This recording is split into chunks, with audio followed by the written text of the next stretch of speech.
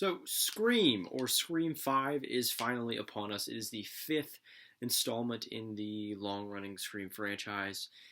This is like a sequel reboot, or a requel, as they mentioned in the movie. Obviously, kind of following the trend of newer reboots slash sequels that are coming out recently, like Halloween and Halloween. Can't really think of any others. But I really do love the Scream franchise. I saw the first one a couple years back and really did love that movie. Second one was really good. Don't talk about the third one, and the fourth one's really good. So this franchise has not followed suit with any really other of the big four, and kind of falling off after the third movie. But yeah, I mean, Scream has been kind of consistently good besides the third movie. I don't know really what to tell you. I've never checked out the TV show, so I don't really count that. But the main movies and what they've produced so far is pretty cool. I think it's awesome that there is a franchise where you can consistently say they've pretty much been on the same wavelength ever since the first one. Obviously, I don't think any Scream movie since Scream 1 has been better than the rest of them. But I would say that Scream has been pretty consistent. But this movie, I was very, very hesitant going into it. Let's say that I just, it kept ringing in my head over and over again. It's coming out in January. It's the fifth installment. There has to be at least one bad one. It's just over and over again hitting me over the head like, this is not going to be good. This is not going to be good. The trailers weren't really doing anything for me. Even the hype going into it, because I saw this movie, it came out on Friday, and I don't know when this review is coming out. I saw it Monday, and I don't know. There was a lot of hype around it. A lot of people are saying it was pretty good, and I don't know. I still couldn't believe it. I had doubts until the first scene was happening. I had doubts sitting in the theater. I just had doubts for this entire movie, and I felt an oncoming train wreck. But to my surprise, and thankfully to my surprise, Scream 5, I was at 3. Scream 5 is so much better than I thought it was going to be. This movie is not flawless, not even close, and it's not really even that great. I can't call it anything mesmerizing or really all that special, I guess, but it was really entertaining. I really did enjoy Scream 5. I had a fun time with the usual whodunit story. Like, I missed having horror films like this that are just simple, know what they are, and are super entertaining. This movie was a hell of a lot of fun to go to the movies with my friends and watch. It, for one, structurally was sound. Like, it had a pretty good whodunit story. It jumped right into it. It gave us exactly what we wanted out of it, and it didn't try to be more than it could have been. It wasn't done by people who didn't give a shit about the Scream franchise, and I think that is really important. No, it wasn't written by Kevin Williamson. Obviously couldn't have been directed by Wes Craven, because he is dead now. Rest in peace, Wes Craven. I don't know, like I said, that kind of weird. But people obviously care about this movie, and it shows. It shows a lot throughout the narrative. There are things I don't like that they did. There are decisions made within the story where I'm like, that could have done a little better. Or, that character I'm not really a big fan of.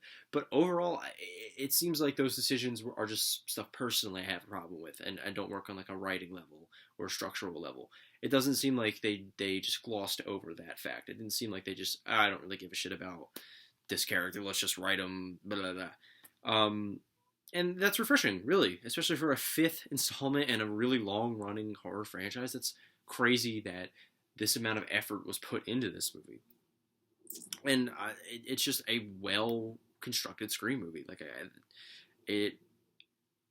I'm just shocked at how kind of well-made this movie is.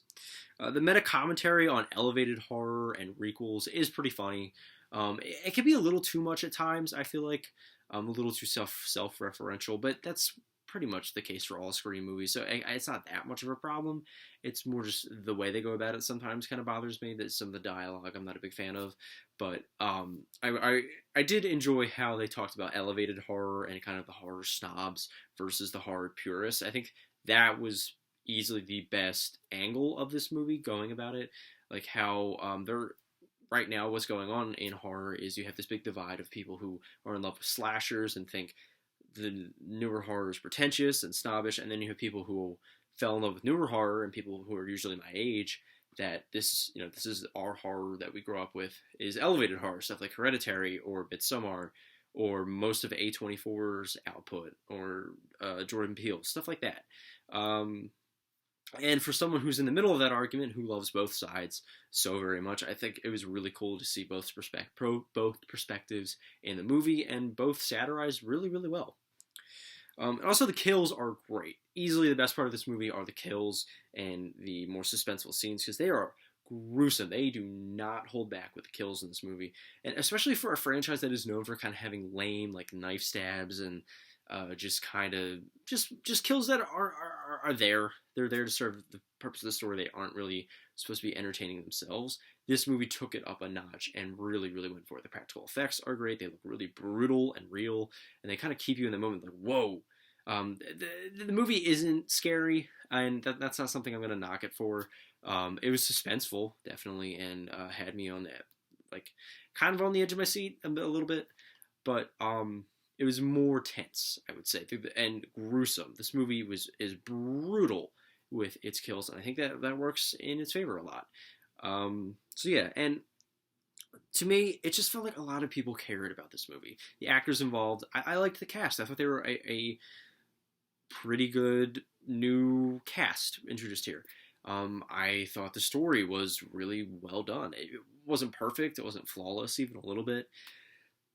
But it was obvious that the people who made this movie care about Scream and care about continuing the franchise, if they're going to continue it, at least for this movie, putting care into it, putting effort into it, actually wanting to make a worthy sequel in this franchise.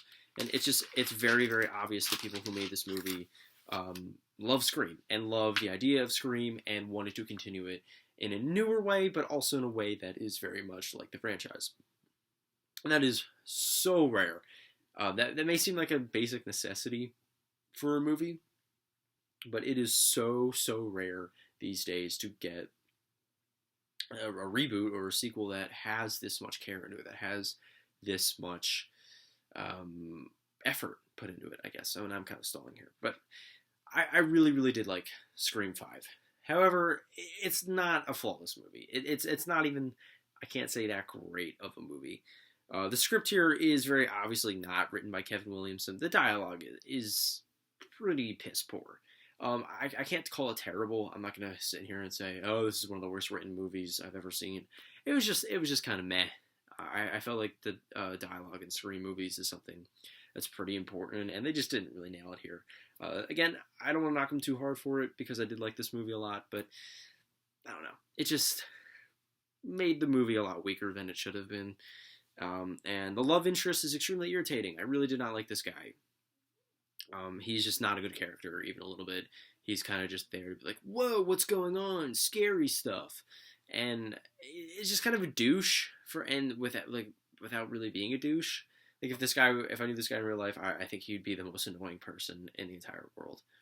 But that was hyperbole, obviously. But he was very irritating and kind of just got in the way of things. And where they go with his character, really, I don't know.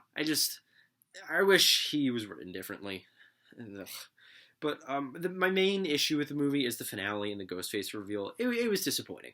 Honestly, it was disappointing. For how much effort this movie had, for how structurally sound it is, the last act really was not that great. It was like the legacy characters that are in it that they keep mentioning over and over again, like Dewey and Gale Weathers and Sidney Prescott. They're there. They're not really important to the movie whatsoever. They're kind of just there to be like, hey, we're in this movie real quick. And they just kind of feel like a waste. They feel like they kind of half-assed it. They could have either made them a cameo or made them a more important part of the movie, but they're just kind of there to do some stuff, and that was disappointing. And again, the Ghostface reveal is not that great, which is consistent with some of the other movies. The only two Ghostface reveals I really do love is the first one, which is classic, and the fourth one, which I do really like. But yeah, this one is okay. I didn't hate it. I didn't love it. It definitely bumped the movie down a couple of grades for me personally. But Scream 5, I really did like. I was really surprised by this one. Now, don't let this rating fool you in a little bit. I did really like this movie, and I think I've put too much of a negative stigma on this rating as of late. This is a positive rating. I think this movie is pretty good. It's okay as a movie, but I still had a lot of fun with it. I thought it was super entertaining, and I'm gonna give Scream 5 a B minus, a really strong B minus. So those are my thoughts on Scream 5 or Scream. Really, really shocking. Really, really glad that I enjoyed it this much. But so with 2021 obviously being over and me starting to review 2022 movies, where does that leave the best and worst list? I'm trying so very hard. I'm watching so many movies that came out in 2021. There's just so much, and I'm trying to cut it down for my own sanity, just to get those lists out to you. They should be done, I want to realistically say, by the end of the month, maybe. I don't know. I want to get them done before I release my other roundup review, which will kind of spoil that roundup review, but who cares, really? So yeah, that's my plan for right now. Try to get those out as soon as possible, and then maybe like a top 10 most anticipated movies of 2022, or like a Blu-ray video, just something light, something different to kind of clear my mind of all the new releases. So yeah, I'll see you guys in a little bit.